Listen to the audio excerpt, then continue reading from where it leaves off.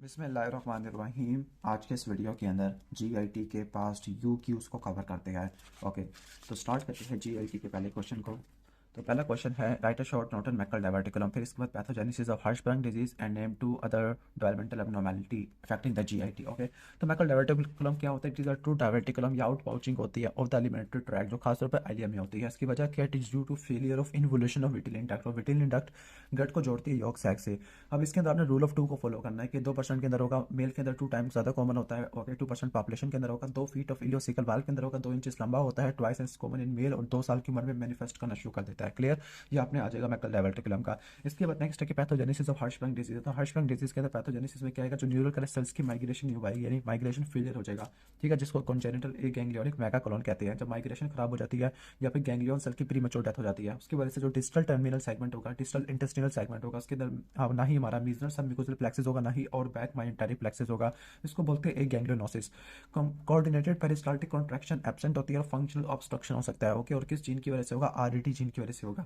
Okay, और इसके अलावा नेम टू अदर एबनॉर्मैलिटी जो कि जीआईटी को अफेक्ट कर सकती होती है। ठीक है, यहाँ पे लिखा बनी है, मैं आपको बता देता हूँ। कॉन्जेनिटल वाली, तो जो कॉन्जेनिटल नॉर्मलीज है कौन कौन से आपने रट्टा मारनी है? तो मैकल डायवर्टिकुलम हो गया, तो हर्शबर्ग डिजीज हो गया, लेकिन इसके अलावा पूछ रहे हैं कि एट्रेजिया, फिस्टुला और डुप्लीकेशन। और इसोफेजियल एट्रेजिया के निमोनिक है, वेक्टरल और टैकार्ड, इसकी दो एसोसिएशन है। वेक्टरल के अंदर आपके वर्टिब्रल आ जाएगा, इनल आ जाएगा, कार्डिक आ जाएगा, ट्रैकियल, इसोफेजियल, ई से इसोफेजियल, आर से रीनल और एल से लिम्फ डिफेक्ट। जबकि टैकार्ड के अंदर क्या आ जाएगा? टैकार्ड के अंदर ट्रैकियल एजेनेसिस या ट्रैकियल एट्रेजिया आ जाएगा। सी से कार्डिक प्रॉब्लम आना शुरू हो जाती है, आर से रीनल या सॉरी रेडियल डिफेक्ट, और डी से आ जाएगा डूडिनल एट्रेजिया आ जाएगा। ठीक है, इसके अलावा डायफ्रामेटिक हर्निया है। तो ये मैकल डायवर्टिकुलम है जो कि ब्लाइंड आउट पाउचिंग होती है ऑफ द एलिमेंट्री ट्रैक, उसको हम ट्रू डायवर्टिकुलम भी कहते हैं। ठीक है, जो फास्ट डायवर्टिकुलम होता है वो कहाँ पे होता है? सिग्माइड कोलोन में निकलता होता है। और इसकी कॉम्प्लिकेशन क्या होती है? अच्छा, यहाँ पे आपने रूल ऑफ टू फॉलो करना है कि 2% पॉपुलेशन में होगा, 2 फीट के अंदर होगा, 2 इंचेस लंबा होता है, 2 टाइम कॉमन होता है, मेल्स के अंदर 2 साल की उम्र में मैनिफेस्ट करना शुरू कर देगा। इसके अंदर आपको एक्टोपिक, पैंक्रियाटिक या गैस्ट्रिक टिश्यू देखने को मिलेगा, जिसकी अल्सरेशन की वजह से आपको क्या देखने को मिलेगा? आपको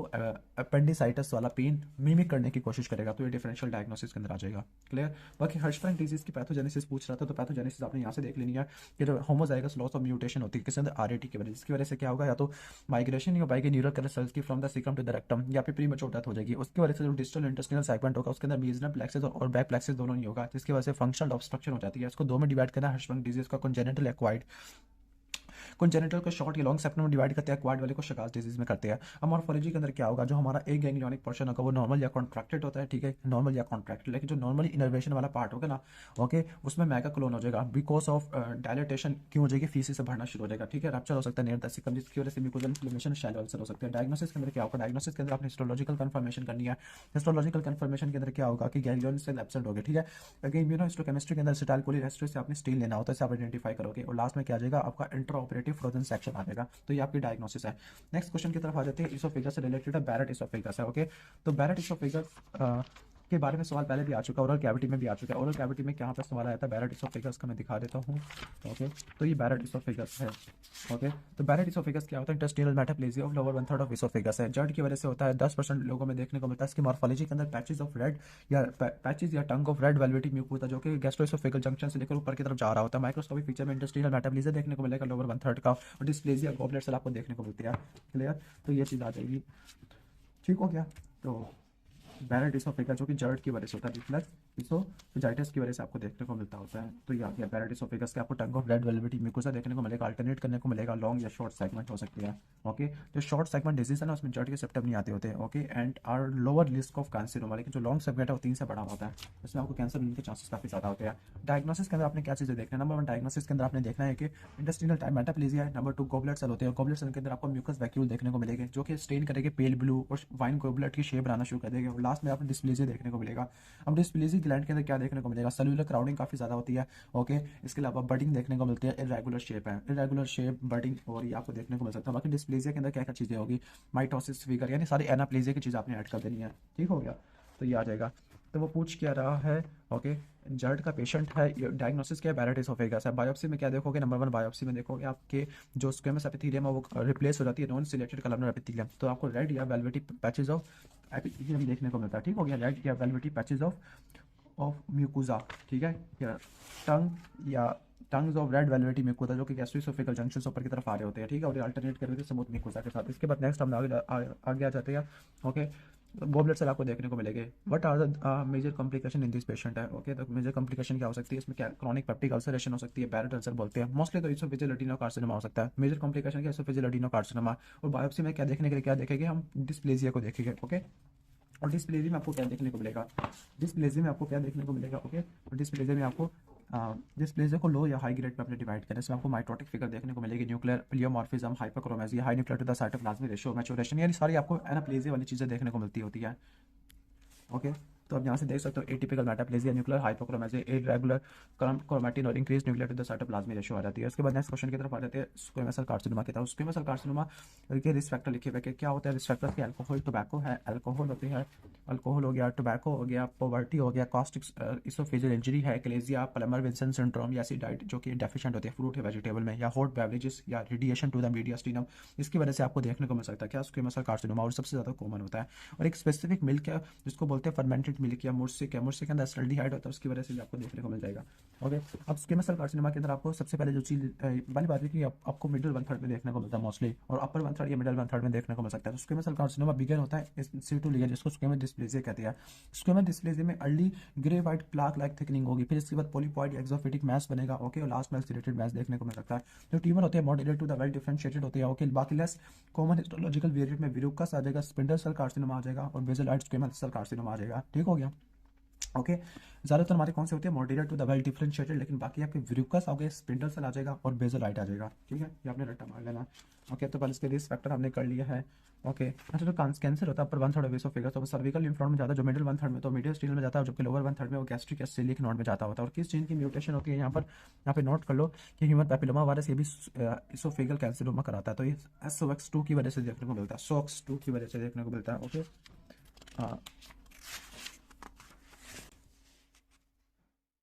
ओके।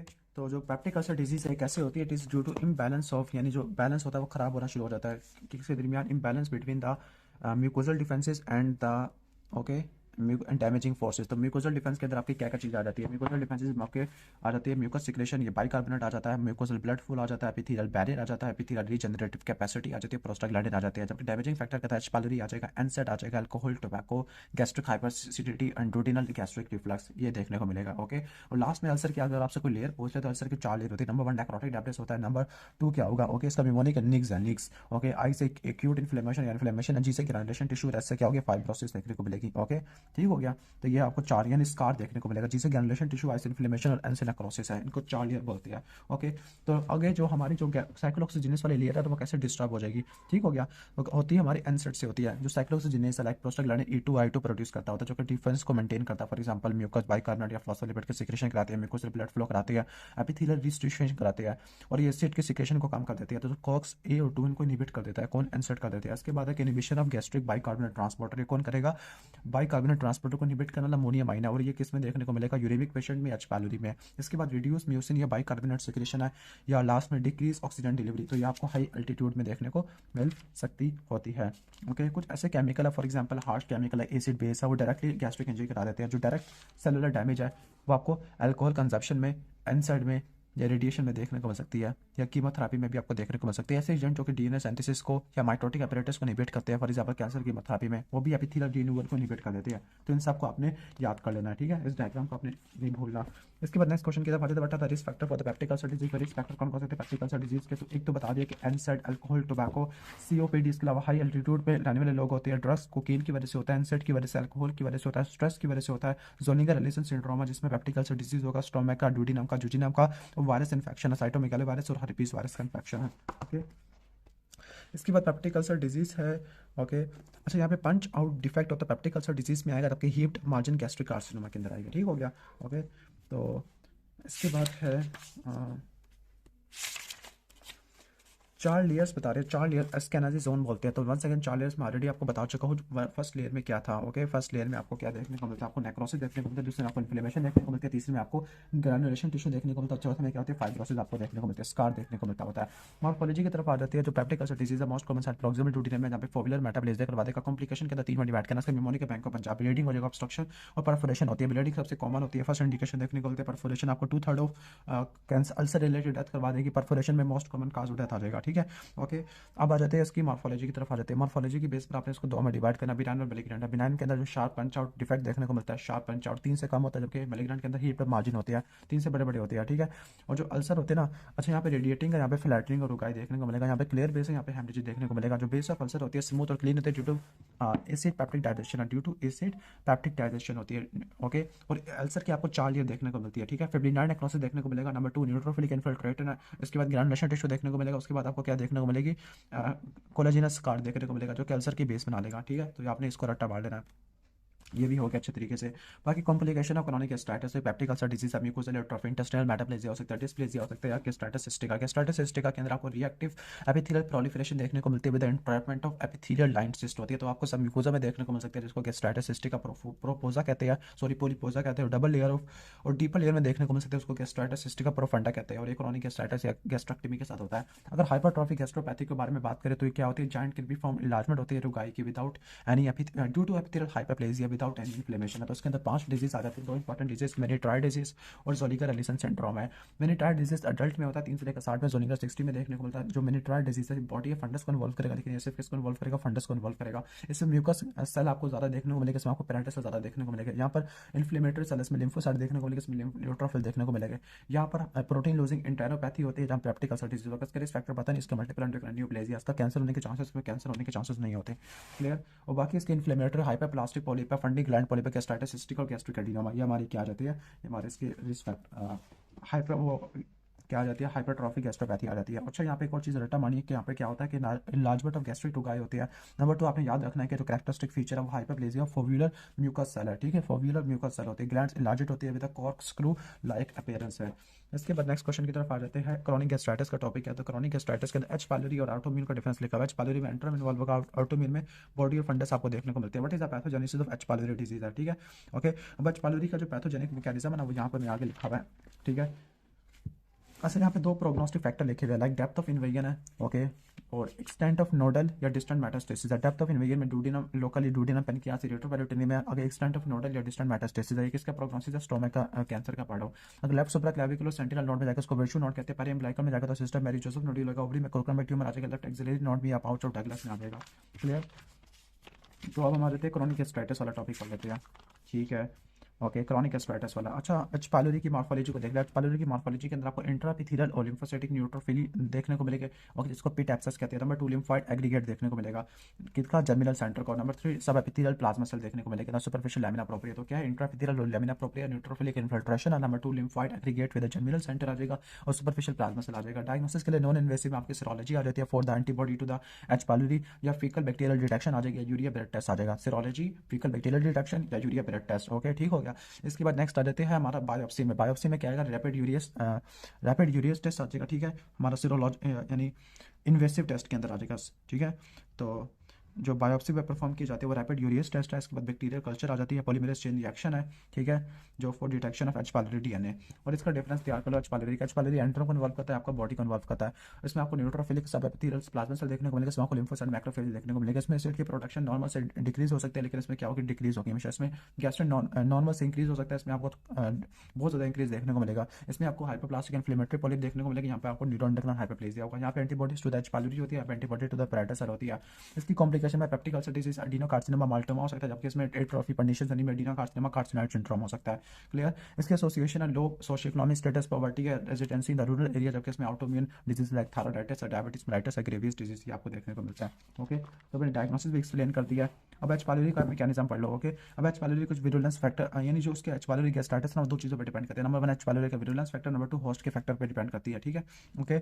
अब जो विरुलेंस फैक्टर में पहला फ्लैजेला बैक्टीरिया को मोटाए रखता है। नंबर 2 यूरियस है, यूरियस का करेगा अमोनिया को बढ़ा देगा, जो कि पीएच को बढ़ा देगा, जिसकी वजह से सर्वाइवल बढ़ जाएगा। एडहेसन क्या करते हैं, बैक्टीरिया को अडहियर कर देता है टू द बैक्टीरियल गैस्ट्रिक फोव्यूलर सेलुलास में टॉक्सिन, जिसमें सीएजी है टॉक्सिन है, जो कि क्या करता है, बॉडी को कोलोनाइज करता होता है। इसमें क्या होगा, प्रो इन्फ्लेमेटरी साइटोकाइन की प्रोडक्शन करवा देगा, इसके अलावा इंटेस्टाइनल मेटाबॉलिज्म एट्रोफी करवा देता है। जबकि होस्ट फैक्टर में क्या होगा, increase expression of pro inflammatory cytokine, okay, like हमारे TNF इंटरल्यूकिन 1 बीटा, जबकि डिक्रीज एक्सप्रेशन के अंदर हमारे इंटरल्यूकिन 10 आ जाते हैं।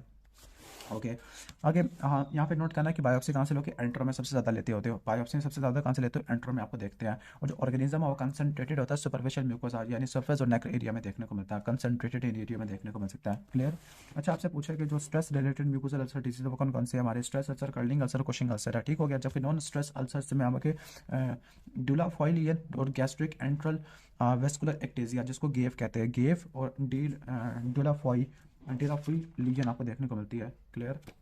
तो ये तो हो गया। इसके बाद नेक्स्ट हम आगे चलते हैं। ओके, एच पॉलिटिक्स ऑलमोस्ट मैंने बता दिया है, पैथोजेनेसिस ऑलमोस्ट हो गई है।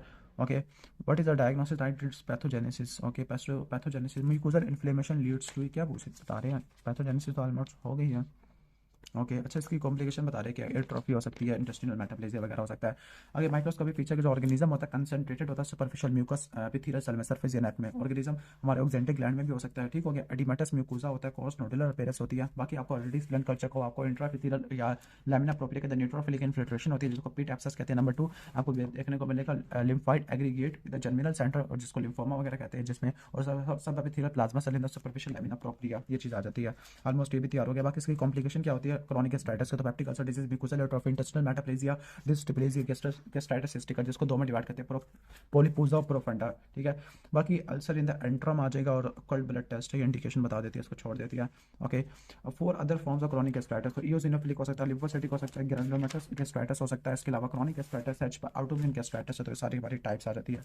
ओके, एच पायलोरी ऑलमोस्ट हो गया है। Okay, define peptic ulcer disease. Peptic ulcer disease क्या होता है, क्रॉनिक म्यूकोजल अल्सरेशन होती है, ड्यूडिनम को या स्टोमक को अफेक्ट करती है। ओके, ड्यूडिनम की कौन से पोर्शन को, प्रोक्सिमल को, स्टोमक के कौन से हमारा एंट्रम वाला लेजर कर्वेचर वाला को अफेक्ट करती है, due to H pylori cancer या सिगरेट स्मोकिंग है। अब इसका मैकेनिज्म क्या होता है, जो हमारा पेप्टिक अल्सर डिजीज है इम्बैलेंस होता है बिटवीन द डिफेंस मैकेनिज्म और डैमेजिंग फैक्टर। जो गैस्ट्रिक अल्सर होते हैं हमारे क्रॉनिक गैस्ट्राइटिस के अंदर देखने को मिलते होती है, ठीक है। इसके बाद गैस्ट्रिक ट्यूमर की तरफ आ जाती है। तो दो इंपॉर्टेंट प्रोग्नोस्टिक फैक्टर, तो डेप्थ ऑफ इन्वेजन और एक्सटेंट ऑफ नोडल या डिस्टेंट मैटर्स। जैसे डेप्थ ऑफ इन्वेजन के अंदर आपने रट्टा मार लेना कि कहाँ पे कैंसर जाता होता है। ओके, तो मैंने आपको बताया था कि पेनक्रियास में जाता है, डुओडेनम में जाता है और रेट्रोपेरिटोनियम में जाता होता है। जबकि एक्सटेंट ऑफ नोडल या डिस्टेंट मेटास्टेसिस में आपके जाएगा left supraclavicular central leaf node में, सिस्टर मैरी जोसेफ नोड्यूल में या क्रूकनबर्ग ट्यूमर करवा देगा। Okay, what are the environmental host and the genetic factor, ये सवाल है इंपॉर्टेंट। इन्वायरमेंटल होस्ट और ओके, इन्वायरमेंटल फैक्टर आपने बताने हैं, होस्ट फैक्टर बताने हैं और जेनेटिक फैक्टर बताने हैं। अच्छा, जेनेटिक फैक्टर में जैसे मैंने यहाँ पे लिखा है ब्लड ग्रुप ए। ओके, यहाँ पे भी ब्लड ग्रुप ए मिल जाएगा आपको। क्लियर। इसके अलावा family history of gastric cancer है। Okay, hereditary non polyposis colorectal cancer like CDH gene की म्यूटेशन की वजह से, और डिफ्यूज के अंदर सीडीएच के आ जाएगा और इंटेस्टिनल में एपीसी आपको देखने को मिलेगा, CD Q12 है, यानी लीव फ्रोमानी सिंड्रोम फैमिली हिस्ट्री आपको देखने को मिलती है। क्लियर। अब आ जाते हैं हम होस्ट फैक्टर में। होस्ट फैक्टर में क्रॉनिक गैस्ट्राइटिस आ सकता है, chronic H pylori related gastritis आ सकता है, ठीक है। अब इसमें आपको दो चीज़ें देखने को मिल सकती है, इसमें एच पायलोरी गैस्ट्राइटिस में से आपको मल्टीफोकल म्यूकोजल डिस्ट्रॉफी देखने को मिलती है जिसकी वजह से हाइपोक्लोरिडिया होगा, और हाइपोक्लोरिडिया की वजह से कोलोनाइजेशन बढ़ जाती है। नंबर 2 गैस्ट्रिक एडिनोमा आपने नोट कर लेना है, ठीक है, गैस्ट्रिक एडिनोमा नोट कर लेना है। या सिगरेट स्मोकिंग है, पार्शियल गैस्ट्रेक्टमी है जो कि हाइपोक्लोरिडिया बाइल रिफ्लेक्स करा देता है, और मिनेट्राइड डिजीज है जिसको हाइपरट्रॉफिक गैस्ट्रोपैथी कहते हैं। इसके बाद आ जाओ एनवायरमेंटल में आ जाओ। ओके, वैसे इन्वायरमेंटल में इन्होंने एच पायलोरी का इन्फेक्शन दिया हुआ है, ठीक है। अच्छा, यहाँ से तैयार कर लो, क्रॉनिक गैस्ट्राइटिस हो जाएगा, पार्शियल गैस्ट्रेक्टमी हो जाएगा। Okay, gastric dysplasia, adenoma, Barrett oesophagus, Menetrier disease, यानी इसके सारे प्रीकर्सर लिखी हुई है, ठीक है। जबकि इन्वायरमेंट के अंदर क्या क्या है, इन्वायरमेंट के अंदर एच पायलोरी इन्फेक्शन है, नाइट्राइड्स जो कि नाइट्रेट से निकाले जाते हैं, smoke food, use of excessive salt या रबर एड, यानी अब स्मोक या साल्टेड फूड जिसमें नाइट्रोसामिन बेंजोपायरिन होता है, decrease intake of fresh fruit vegetable या फूड कंटेनिंग नाइट्राइड्स और नाइट्रेट, या स्मोक्ड और साल्टेड फूड जिसमें नाइट्रोसामिन और बेंजोपायरिन होता है। ओके, इसके बाद इंटेस्टिनल और डिफ्यूज में डिफरेंस लिखा हुआ है, मैंने भी लिखा हुआ एक जगह पर। ओके, तो ये तैयार कर लेते हैं, मॉर्फोलॉजी के बेस पर भी लिखा हुआ है। अच्छा, इंटेस्टिनल वाला ज़्यादा कॉमन होता है, डिफ्यूज वाला रिलेटिवली लेस कॉमन होता है। ओके, इंटेस्टिनल के अंदर आपको इंटेस्टिनल मेटाप्लेजिया, नाइट्रोसामिन और एच पायलोरी से एसोसिएशन देखने को मिलती है, जबकि ये ऐसा एसोसिएशन नहीं होती, ठीक है। ये हाई रिस्क एरिया में होता है, ये यूनिफॉर्म होता है। अब इसकी जो प्रीकर्सर लेगी ना वो फ्लैट डिस्प्लेजिया और एडिनोमा होती है, जबकि इसकी कोई प्रीकर्सर लेगी नहीं होती। ये मेल में थोड़ा ज़्यादा होता है, मेल और फीमेल दोनों में बराबर होता है। अब ये बल्कि ट्यूमर होती है इंटेस्टिनल वाले जो कि एक्सोफेटिक अल्सरेटिव या इन्फिल्ट्रेटिव होती है, एक्सोफेटिक अल्सरेटिव या इन्फिल्ट्रेटिव होते हैं, जबकि डिफ्यूज इन्फिल्ट्रेटिव ग्रोथ पैटर्न होता है। अब इसमें आपको कलमनर ग्लैंडुलर सेल देखने को मिलेगा, इसमें आपको आपको सिग्नल ड्रिंक अपीयरेंस देखने को मिल सकती है because of large mucin granule. अब ये कोहेसिवली करेगी अलोंग द ब्रॉड फ्रंट, लेकिन ये डिसकोहेसिव सेल होते हैं ड्यू टू एब्सेंस ऑफ किटानिन म्यूटेशन। इसमें आपको इरेगुलर हीप्ड अप मार्जिन और गैस्ट्रिक अल्सर देखने को मिलेगा। लेकिन यहाँ पे आपको क्या देखने को मिलेगा, इसमें आपको डेस्मोप्लेजिया देखने को मिलेगा। स्टोमक की वाल दीवार काफी मोटी हो जाएगी जिसको लिनाइटस प्लास्टिक का लेदर बॉटल अपीयरेंस कहते हैं, जिसकी वजह से फ्लैटनिंग होगी, डिफ्यूज रिगाई फोल्ड की और रिजिड म्यूकस वाल हो जाती है। ठीक है, तो यहाँ पे बता दो जो इंटेस्टिनल टाइप होते हैं हमारे, अब माइक्रोस्कोपिक फीचर बता रहे हैं। तो ये बल्कि ट्यूमर बनाएगा, ठीक है, इंटेस्टिनल वाले, जबकि ये क्या बनाएगा, इन्फिल्ट्रेटिंग ग्रोथ पैटर्न बनाएगा जिसमें सिगरेट ड्रिंक होगी। अभी एक्सोफिटिक अल्सरेटेड मैस है, जबकि ये क्या करेगा, ये आगे इन्फिल्ट्रेटिव बॉर्डर बनाएगा, डिस्कोहेसिव सेल होते हैं। इसमें आपको एपिकल म्यूसिन ग्रैन्यूल देखने को मिलता है, इसमें आपको ग्लैंड्स नहीं बनते बल्कि आपको सिगरेट ड्रिंक अपीयरेंस देखने को मिलती है।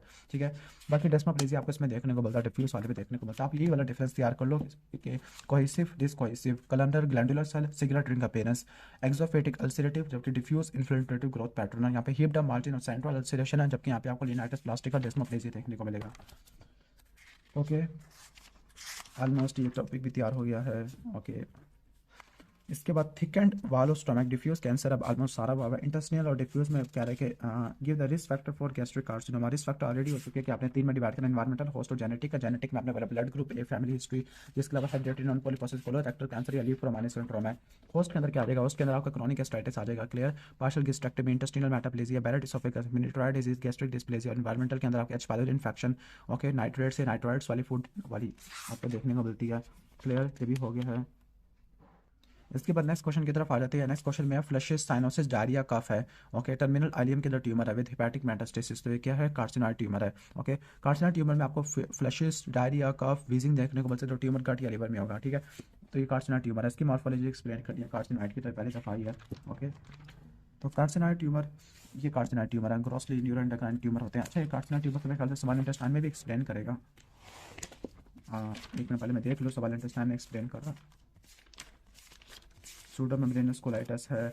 ओके, नहीं एक्सप्लेन नहीं करा तो यहीं से करना पड़ेगा। कार्सिनॉइड ट्यूमर क्या होते हैं, हमारे न्यूरोएंडोक्राइन से निकलते होते हैं, इनको कार्सिनॉइड ट्यूमर या न्यूरोएंडोक्राइन ट्यूमर कहते होते हैं। ठीक हो गया। ओके, जीआईटी से निकलते होते हैं, सबसे ज़्यादा कहाँ से निकलते होते हैं, हमारे गैस्ट्रिक, जो हमारे स्टोमक वाली है ना, स्टोमक वाले, तो कहते हैं कि mostly are found in GIT, और खासतौर पर स्मॉल इंटेस्टाइन में बहुत सारी होती है। इसके बाद ट्रैकियो, ब्रोंकियल ट्री और लंग्स में आपको देखने को मिल सकते हैं।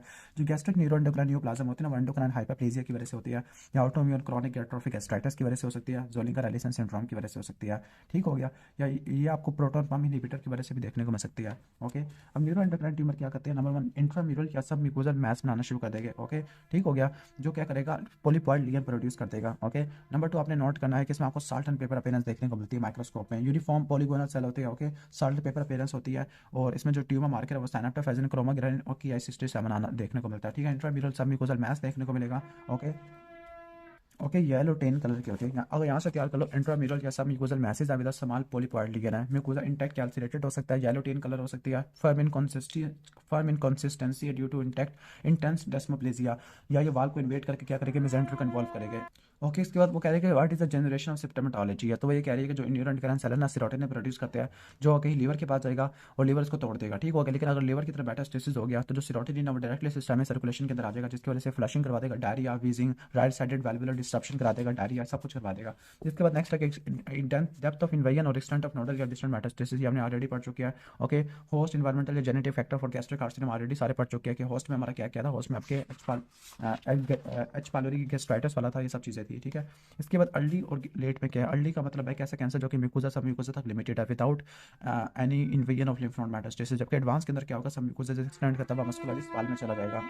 ओके, इसके बाद नेक्स्ट सिनेरियो है, यहाँ पे इन्होंने डायग्नोसिस गलत दिया हुआ। डायग्नोसिस में क्या है, माल्टोमा है। ठीक है, माल्टोमा की पैथोफिजियोलॉजी और रिस्क फैक्टर पूछ रहे हैं for the development, and what are the risk factor for the development of carcinoma of stomach. Okay, तो ये माल्टोमा वाला टॉपिक है। माल्टोमा जो होता है ना, लिम्फोमा होता है माल्टोमा वाला, ये किस वजह से हो सकता है, इसके रिस्क फैक्टर क्या है, allogeneic haematopoietic stem cell transplantation में बोवल इन्वॉल्व हो सकती है एप्स्टीन बार वायरस की वजह से, तो एप्स्टीन बार वायरस की वजह से मीसल लिम्फो प्रोलिफरेशन देखने को मिल सकती है। ओके, ठीक हो गया।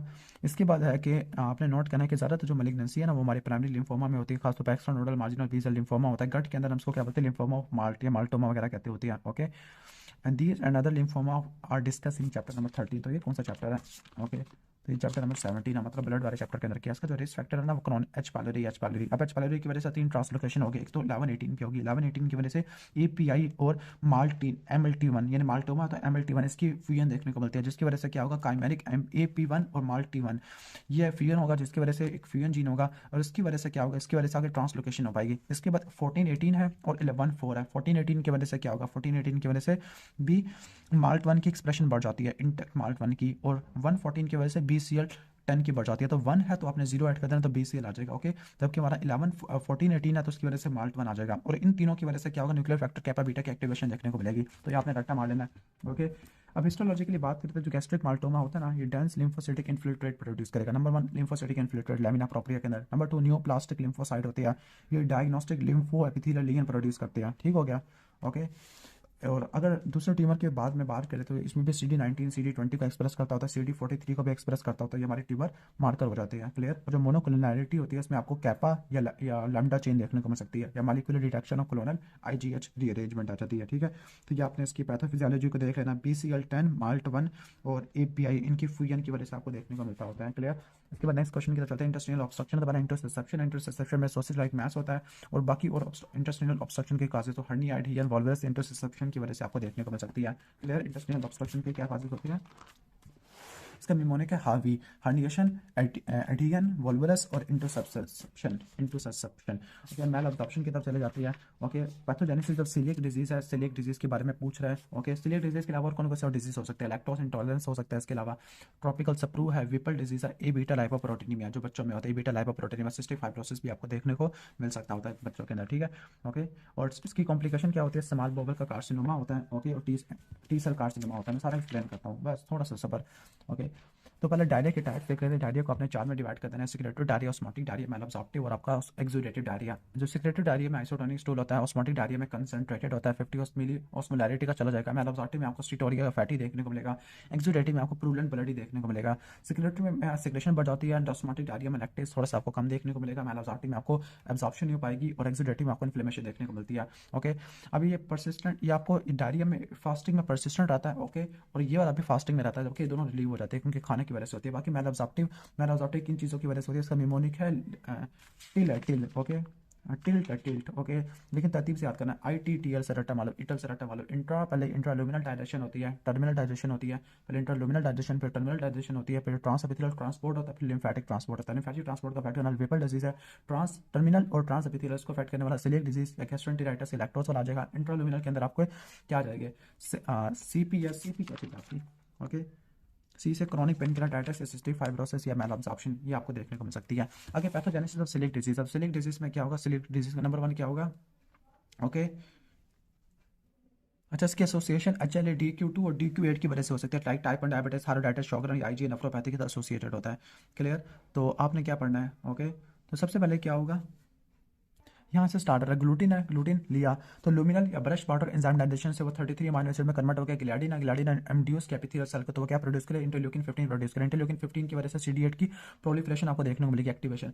ओके, और ये क्या एक्सप्रेस करेगी, NKGR2 NKGRD प्रोड्यूस करेगा और मीका 1 प्रोड्यूस करेगा, और उसकी वजह से एपिथेलियल सेल को उड़ाना शुरू कर देगा, एपिथेलियल सेल को उड़ाना शुरू कर देगा, जिसकी वजह से गिलाडिन पेप्टाइड लैमिना प्रोपिया में चला जाएगा, फिर इसकी डीमाइडेशन होगी टिश्यू ट्रांसग्लूटामिनेज से, फिर ये गिलाडिन पेप्टाइड क्या करेगा, इंटरेक्ट करेगा चलिए DQ2 और DQ8 होता है APC, जिसकी वजह से CD4 की आपको प्रोलिफरेशन देखने को मिलेगी, इंटरफ्रॉन गैमा प्रोड्यूस करेंगे और मैक्रोफेज को एक्टिवेट करेगा, ग्लूटिन का डैमेज देखने को मिलेगा। ठीक है, ये आ जाएगा। और what is the morphology of celiac sprue, तो सिलिएक सप्रो में इंट्राएपिथेलियल लिम्फोसाइटोसिस लाइक CD8 सब देखने को मिलता है, सेंसिटिव मार्कर होता है। ठीक है, सेंसिटिव मार्कर है, लेकिन जो विलस एट्रोफी और इंट्राएपिथेलियल सेंसिटिव स्पेसिफिक नहीं होता क्योंकि आपको वायरल एंटेराइटिस में देखने को मिल सकता है। इसके अलावा क्लेफ्ट हाइपरप्लेजिया में डिफरेंशिएशन कम हो जाती है और एक्सप्रेशन ऑफ प्रोटीन ये भी कम हो जाती है, जिसकी वजह से टर्मिनल डाइजेशन और ट्रांसएपिथेलियल ट्रांसपोर्ट खराब हो जाती है। इसके अलावा आपको प्लाज्मा सेल, मास्ट सेल और यूजिनोफिल देखने को मिल सकता है, upper part of lamina propria. Diagnosis में आपने हिस्टोलॉजी और सीरोलॉजी को देखना, सीरोलॉजी में आपने IgA देखनी है, TTG को, एंडोमाइसिल को, इसके अलावा IgG भी देखने को मिल सकता है, और HLA-DQ2 और DQ8 ये नेगेटिव होते हैं। इसके अलावा एक्स्ट्राइंटेस्टिनल में आर्थराइटिस है, एनीमिया हो सकता है, और कॉम्प्लिकेशन के अंदर enteropathy associated T cell lymphoma, small intestinal adenocarcinoma आ जाएगा। ठीक है, enteropathy associated T cell lymphoma ये आपका चीज़ आ जाएगी। ऑलमोस्ट हमने पूरा टॉपिक क्लियर कर लिया है सिलिएक डिजीज़ का। ओके। बाकी सिलेक्ट डिजीज और ट्रॉपिकल सप्रो में क्या होता है, सिलेक्ट सप्रो ग्लूटेन सेंसिटिव एंटीरोपैथी होती है। अच्छा, किसको ज़्यादा अफेक्ट करेगा, जो बायोप्सी लेनी है आपने सेकंड पार्ट ऑफ डुडिनम या प्रॉक्सिमल जुजिनम से लेनी होती है, क्योंकि यहीं पर ज़्यादा वो एक्सपोज होते हैं। ठीक हो गया। एक्चुअली DQ2 की वजह से होते हैं, इम्यून मेडिएटेड होते हैं। क्लियर। सेकंड पार्ट ऑफ डुडिनम या प्रॉक्सिमल जुजिनम को अफेक्ट करते हैं, जबकि जुजिनम और आलियम को करेगा। ये ट्रॉपिकल नहीं होता है, ट्रॉपिकल होता है। डर्मेटाइटिस हेपेटिफॉर्मी के साथ एसोसिएटेड होता है। ठीक है। एप्थस अल्सर और आर्थराइटिस होगा, जबकि इसमें आपको B12 और B19 की डेफिशिएंसी देखने को मिलती है। ये ग्लूटेन फ्री डाइट से ठीक हो जाएगा, एंटीबायोटिक से ऑलमोस्ट ठीक हो जाएगा। क्लियर। तो ये तो हो गया हमारा। बाकी right the 4 types of malabsorption syndrome में, मैलाजॉक्टिस सिंड्रोम में ये तो 4 टाइप्स, ये तो नहीं लिखी हुई, सही नहीं लिखी हुई। तो मैलाजॉक्टिस सिंड्रोम में आपको मसला कहाँ पे हो सकता है, ठीक है। तो टर्मिनल आ सकता है। ओके। इंट्रालुमिनल टर्मिनल डाइजेशन आ जाएगी। ओके। इसके बाद ट्रांसएपिथेलियल ट्रांसपोर्ट है और लिम्फेटिक ट्रांसपोर्ट, इसमें मसला आ जाएगा। ये असल में सही जवाब है। बाकी मॉर्फोलॉजी और सिलेक्ट डिजीज में आपको इंट्राएपिथेलियल लिम्फोसाइटोसिस, क्लेफ्ट हाइपोप्लेजिया और विलर एट्रोफी आपको देखने को मिल सकती है। इसके बाद टाइफाइड फीवर और ट्यूबरकुलोटिक फीवर है। ओके। तो जो टाइफाइड डुडेनल अल्सर यहाँ पे लिखा हुआ है मैंने तो। अच्छा, टाइफाइड फीवर और ट्यूबरकुलोसिस कह रहा है। तो टाइफाइड वाला जो साल्मोनेला टाइफी की वजह से, टीबी की वजह से होता है। जो टीबी वाला ना वो किसी भी जगह पे हो सकता है स्मॉल इंटेस्टाइन में, लेकिन टर्मिनल आइलियम में उसी का ज़्यादा होता है। लेकिन टाइफाइड वाला हमेशा सिर्फ टर्मिनल आइलियम में होगा। अब इसमें जो ट्यूबरकुलोसिस वाला है ना, ये परपेंडिकुलर होते हैं। टीबी वाला अल्सर क्या होगा, परपेंडिकुलर या ट्रांसवर्स होता है टू द लॉन्ग एक्सिस होगा, लेकिन ये लॉन्गिट्यूडनल होगा, टू द लॉन्ग एक्सिस है। इसकी माइक्रोस्कोपी में मैक्रोफेजेस, लिम्फोसाइट, प्लाज्मा से, लेकिन इसमें आपको ग्रैनुलोमा देखने को मिलेगा। डिफरेंशियल काउंट में न्यूट्रोपिनिया, उसमें लिम्फोसाइटोसिस आ जाएगा। ठीक है, ये आपने नोट कर लेना है। बाकी इन्फ्लेमेटरी बाउल डिजीज के यहाँ पर एक टेबल पूरा ही तैयार कर लो एक मरतबा। ओके, ठीक है। अच्छा, अल्सरो इन्फ्लेमेटरी कंडीशन, समान इंटेस्टाइन के अंदर आपकी कौन कौन सी कंडीशन होती है, क्रॉन डिजीज होती है, टाइफाइड अल्सर, टीबी अल्सर हो सकता है, या अल्ट्राकेंडियोस अल्सर हो सकता है। जबकि लार्ज इंटेस्टाइन में अल्सरो अल्सरेटिव कोलाइटिस आ जाएगा, मेबी अल्सर आ जाएगा। ठीक है, कैम्पेलोपेक्टर शिगेल्ला इंड्यूस आ जाएगा। और extra intestinal finding of Crohn disease या अल्सरेटिव कोलाइटिस, उसमें आपका यूविया के अंदर यूवाइटिस हो सकता है, माइग्रेटरी पॉलीआर्थराइटिस है, सैक्रोइलियाटिस है, एनकाइलोजिंग स्पॉन्डिलाइटिस है। स्किन या सॉफ्ट टिश्यू के अंदर आपको क्यूटेनियस नोड्यूल, इरिथेमा नोडोसम या क्लबिंग ऑफ फिंगर टिप देखने को मिल सकती है। ओके। बाकी अल्सरेटिव कोलाइटिस में पेरिकोलंजाइटिस और प्राइमरी सिकुलर कोलंजाइटिस आपको देखने को मिल सकता है। और इन्फ्लेमेटरी बाउल डिजीज 3 चीज़ों की वजह से होती है। Number 1 mucosal immunity, number 2 Altered cellular response out of, और नंबर 3 क्या आ जाएगा, नंबर 3 आपका आ जाएगा होस्ट माइक्रोबियल इंटरेक्शन है। अच्छा, इनका आप डिफरेंस तैयार कर लो, क्योंकि फिर काफ़ी सारे MCQ सॉल्व हो गए। अच्छा, आपने इसको 3 में डिवाइड करना, मैक्रोस्कोपिक, माइक्रोस्कोपिक और क्लिनिकल है। माइक्रोस्कोपिक का न्यूमोनिक है BDS वाला, bowed region distribution. Okay. BDS structure और वाल अपीयरेंस है। आप जो बोवेड रीजन है इसमें आइलियम और कोलोन फैक्ट होगा, इसमें से कोलोन होगा। डिस्ट्रीब्यूशन स्किप लिखेगा, इसमें डिफ्यूज लिखेगा। स्ट्रक्चर इसमें होते हैं, उसमें नहीं होते। वाल अपीयरेंस में थिक होती है, उसमें थिन होती है। अब माइक्रोस्कोपिक का न्यूमोनिक है फ्लिप गस है। एफ से क्या होगा, फिस्टुले और आपको क्या देखने को मिलेगा, फाइब्रोसिस देखने को मिलेगा। दोनों आपको इसमें देखने को मिलती है। और एल से क्या होगा, एल से आपका लिम्फाइड रिएक्शन है, आइस इन्फ्लेमेशन है, पी से सूडो पॉलिप है, इसके अलावा जी से ग्रैनुलोमा आ जाएगा। ओके। यू से अल्सर आ जाएगा। ठीक है। और ऐसे सिरोसाइटस हो जाएगा। ऑलमोस्ट ये चीज़ें आपको इसमें क्रोन में देखने को मिलती है। लेकिन जो अल्सर है यहाँ पे सुपरफिशियल ब्रॉड बेस है, यहाँ पे डीप नाइफ लाइक होती है। सूडो पॉलिप में ज़्यादा होते हैं और लिमिटेड म्यूकोसा है। क्लिनिकल में आ जाते हैं एफ मार्ट एफ से क्या फैट वाइटामिन माल एब्जॉर्प्शन आ जाती है। ओके। एफ से क्या आ जाएगा, ओके। एफ से कोई चीज़ आ जाती है, फिस्टुला आ जाएगा, पेरिनेल फिस्टुला। एम से क्या आ जाएगा, मैलिग्नेंट पोटेंशियल आ जाती है। ओके। आर से आ जाएगा रिकरेंस आफ्टर सर्जरी। और टी से क्या आ जाएगा, टॉक्सिक माइका कॉलोनी आपको देखने को मिलता होता है। क्लियर। बाकी इनकी मॉर्फोलॉजी, कोरोना डिजीज की मॉर्फोलॉजी को याद करने का, अच्छा दोनों में सिमिलरिटी क्या है, दोनों में आपको न्यूट्रोफिलिक इन्फिल्ट्रेट देखने को मिलता है। दोनों के अंदर आपको क्या देखने को मिलेगा, दोनों के अंदर आपको क्रिप्ट एब्सेस देखने को मिलेगा। ओके। लेकिन क्रॉन के अंदर 2 चीज़ें डिफरेंट है। नंबर 1 पेरेंशियल मेटाप्लेजिया और नंबर 2 क्या देगा, नॉन कैजेटिंग ग्रैनुलोमा देखने को मिलेगा। ठीक है। ओके। तो यहाँ पर अब क्या क्या, न्यूट्रोफिलिक इन्फिल्ट्रेशन, क्रिप्ट एब्सेस आपको दोनों में देखने को मिलती है। Distortion and disorganization of crypt pseudopyloric metaplasia, ये आपको दोनों में देखने को मिलता है। क्रॉस में अगर बात करते हैं, यहाँ पर स्किप लियन हो जाएगी, स्ट्रक्चर देखने को मिलेगा। टर्मिनल आइलियम को इन्वॉल्व करता है। एफ्थस अल्सर देखने को मिल सकता है क्रॉन डिजीज में। अर्लियस्ट होते हैं serpentine ulcer along the axis of bowel है। लीनियर म्यूकोजल अल्सर देखने को मिल सकता है। कोबलस्टोन अपीयरेंस है। फिशर साइड जो कि डीपली हो सकता है। फिस्टुला परफोरेशन हो सकती है। क्रीपिंग फैट देखने को मिलेगा। तो ये आपकी चीज़ आ गई है। ओके। बाकी कॉम्प्लिकेशन में ऑलरेडी बता चुका हूँ, iron deficiency anaemia due to blood loss, ये आपको डेवलप हो सकता है। ओके। क्रोनिक डिजीज में। और ठीक हो गया। ठीक है। तो मेजॉरिटी पेशेंट के अंदर क्या होगा, माइल्ड डायरिया होता है, फीवर और एब्डोमिनल पेन होता है। अच्छा, स्ट्रिंग साइन ऑफ कैंटर ये आपको क्रॉन डिजीज में देखने को मिलता है। लेड रिजिडिटी आपको अल्सरेटिव कोलाइटिस में होती है। इसमें जो ट्रिगर होते हैं infectious enteritis, psychological stress, smoking situation, जबकि वो स्मोकिंग की वजह से आपको देखने को मिलेगा।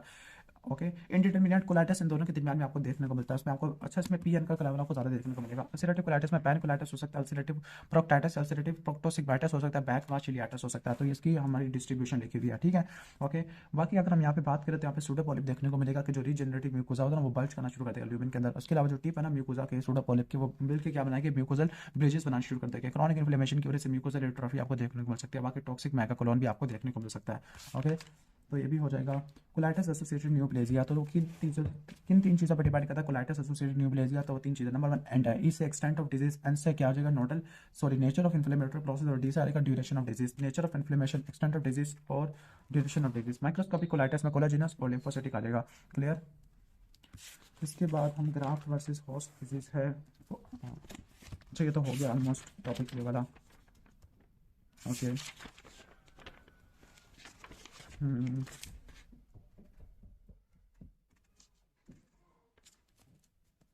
आगे complication of ulcerative colitis. Okay. अच्छा, कॉम्प्लिकेशन आपसे पूछी जा सकती है क्रोहन डिजीज के अल्सरेटिव कोलाइटिस की। ओके, ठीक है। एक्स्ट्रा इंटेस्टिनल फाइंडिंग तो आपको ऑलरेडी एक्सप्लेन कर चुका हूँ मैं कि जॉइंट्स में आपको क्या देखने को मिलेगा, माइग्रेटरी आर्थराइटिस। ओके, माइग्रेटरी पोलीआर्थराइटिस आपको देखने को मिलेगा, सैक्रोइलियाटिस और एनकाइलोजिंग स्पॉन्डिलाइटिस ये आपको देखने को मिल सकता है। क्लियर। इसके बाद नेक्स्ट हम आगे आ जाते हैं। अच्छा, इनकी कॉम्प्लिकेशन क्रोन डिसीज की वजह से आयरन डेफिशिएंसी नहीं हो सकता है। इसके अलावा कैल्शियम ऑक्सलेट नेफ्रोलिफ्टियासिस हो सकती है, फिस्टुला फॉर्मेशन हो सकती है, स्ट्रक्चर फॉर्मेशन ऑफ परफोरेशन और कार्सिनोमा। जबकि कॉम्प्लिकेशन के अंदर skin toxic megacolon, colorectal cancer, intestinal haemorrhage और इलेक्ट्रोलाइट इम्बैलेंस हो सकती है। लेकिन आपने क्रोन डिजीज की रट्टा मारनी है। क्या है दोबारा बता दो, आयरन डेफिशिएंसी नहीं आ जाएगा। ओके, कोलोन का कैंसर हो जाएगा, फिस्टुला फॉर्मेशन, ऑलमोस्ट जो आपने सारी पढ़ी ना टेबल वाली वो छाप देना। ठीक है। ओके, इसके बाद नेक्स्ट हम आगे चलते हैं। Okay, what are the complication of this disease? कौन सी कॉम्प्लिकेशन इसकी? टॉक्सिक मेगाकोलोन हो सकता है। ओके, इसके अलावा development of colorectal cancer, toxic megacolon आ गया। बाकी इंटेस्टिनल हैमरेज और इलेक्ट्रोलाइट इम्बैलेंस ये आपको देखने को मिल सकता है। ओके, कहती है कि बायोप्सी को रिपीट क्यों करेंगे? To check the risk of malignancy, या to check the response of treatment, और to check the proximal extent हो जाती है। बाकी अल्सर और इन्फ्लेमेटरी कंडीशन तो हो गई है। ओके, ऑलमोस्ट ये भी तैयार हो गया है। Okay, what is the role of intestinal flora in the pathogenesis? तो यहाँ पे है कि जो इन्फेक्शियस एंटीराइटिस होता है ना, प्रीसीड द डिजीज। इसका मतलब है कि जो एंटीराइटिस है ना, पहले इन्फेक्शियस एंटीराइटिस होगा, वो म्यूकोजल इम्यून एक्टिवेशन कर देगा, माइक्रोबियल चेंजेस होगी जो कि कर देगी, यानी इन्फेक्शियस एंटीराइटिस आगे मसला क्रिएट कर देगा। क्लियर। इसके बाद ये भी हो जाएगा हमारा।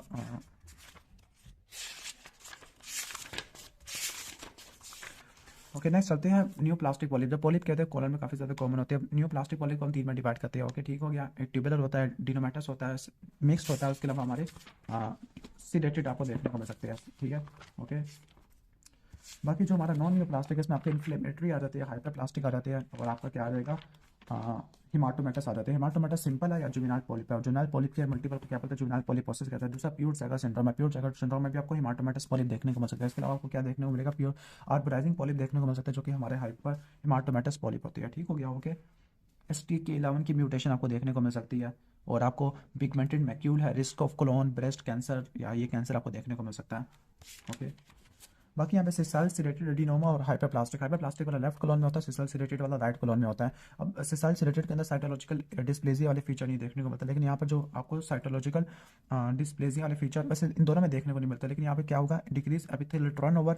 ओके, और डिलेड शेडिंग, इसकी वजह से piling up of goblet cell देखने को मिल सकता है। लेकिन सिसाइल सिरेटेड के अंदर आपको न्यूक्लियर हाइपरक्रोमेटिज्म, इलोंगेशन और स्ट्रेटिफिकेशन देखने को मिल सकती है। मैलिग्नेंट है, बिनाइन है।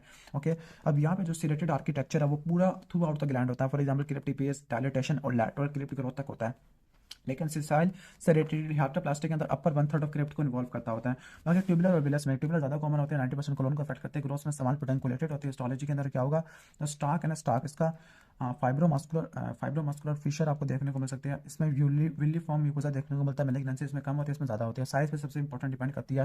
क्लियर, साइज कितना होना चाहिए, 4 सेंटीमीटर से बड़ा हो तो ये कैंसर करवा देगा। अच्छा, न्यूक्लियर हाइपरक्रोमेसिया, इलोंगेशन और स्ट्रैटिफिकेशन ये आपको देखने को मिल सकती है। ठीक है, हॉल मार्क्स जो आपको सिसाइल सिरेटेड में देखने को मिल सकते होते हैं। और साइटोलॉजिकल एपिथेलियल डिस्प्लेजिया दोबारा बता दो, न्यूक्लियर हाइपरक्रोमेसिया, इलोंगेशन वाला। ठीक है, बाकी ऑलमोस्ट ये पॉलिप वगैरह भी हो गया है। ओके, इसके बाद है what complication can arise in this condition? तो ट्यूबुलर पॉलिप है, एडिनोमेटस पॉलिप है। ओके, कॉम्प्लिकेशन मैलिग्नेंसी है। Enlist the multiple polyposis syndrome, multiple polyposis syndrome बताओ। ओके, तो मल्टीपल पॉलीपोसिस सिंड्रोम कहाँ चलेगी,